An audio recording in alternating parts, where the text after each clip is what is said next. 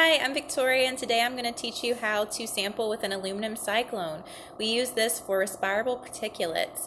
So we're concerned about this because our worker could be exposed to particles that could potentially get in their lungs or their bloodstream and cause health effects. So we want to make sure we're monitoring for that so things like that don't happen. So to sample for these things, we need these things I have in front of me. So let's talk about them. We have two medias here. We need one for calibration and we need one to sample our worker. They are PVC'd tiered sampling media. These are from Maxim Analytics. If you don't have this, then you can get this from your lab. So we need two of those. We need our Cyclone, which has our grit pot on the end. The grit pot is what collects the larger particles that will not be sent off to the lab because we're not concerned about those because they're too big to go into your lungs. So again, the grit pot can just slide off like that, but we want to make sure we keep it on during sampling and calibration.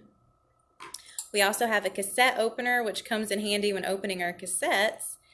We have a holder for our Cyclone here that connects to this inlet here, and then we have our SKC pump that we're going to need to sample. We have a calibrator. This is a Defender 510, and of course the calibration adapter and some tubing to go with it. So that's what you need to get started. So now to calibrate, make sure that your pump, your SKC pump, has been on for at least 5 minutes before beginning this. So we are setting it to 2.5 liters. Any aluminum cyclone will have a flow rate of 2.5 liters. So that's what we're calibrating to make sure that our pump is running at while we are sampling our workers. So we're going to begin by taking off the inlet part from our media. So we're going to use the cassette opener to do that. I'm just popping the top off, and then your cyclone actually inserts right into the media.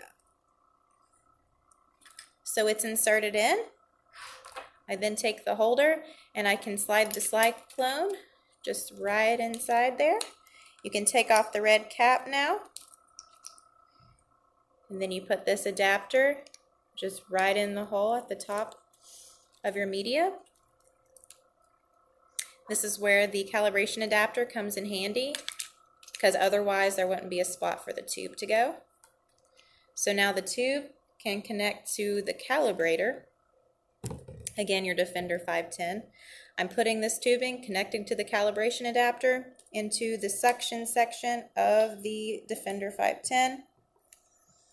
And then the other tubing, which is connected to the filter, goes to the pump.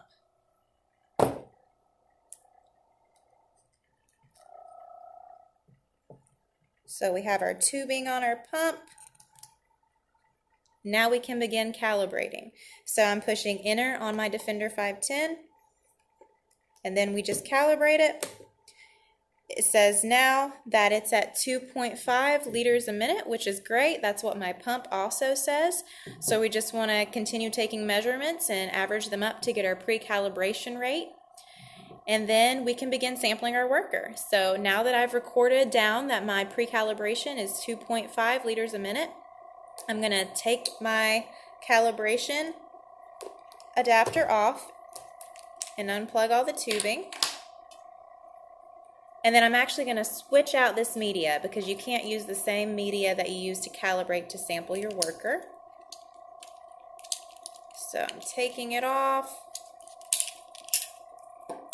Brand new media here. Going to pop that open like I did earlier.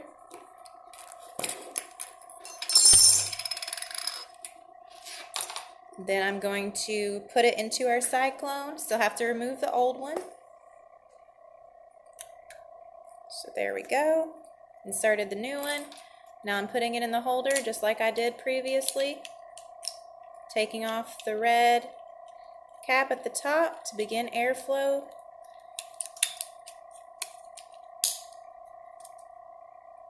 Then I'm connecting the adapter to the top again. Then it has a clip here. Your grit pot does stay on. Make sure the tubing is still connected to the pump. Then you hook this up to the worker's breathing zone.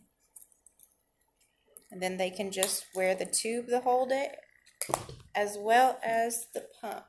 So the pump goes here on their waist, wherever it's most comfortable for the worker. Then they can just walk around, do their day, whatever it is they're doing for their job. At the end of the shift, you can remove the pump, remove the media and cap it, and then calibrate again for a post-calibration. You can use the same media you used to pre-calibrate. And that's all you do to get a sample. So thank you guys, and I hope you enjoyed this short video.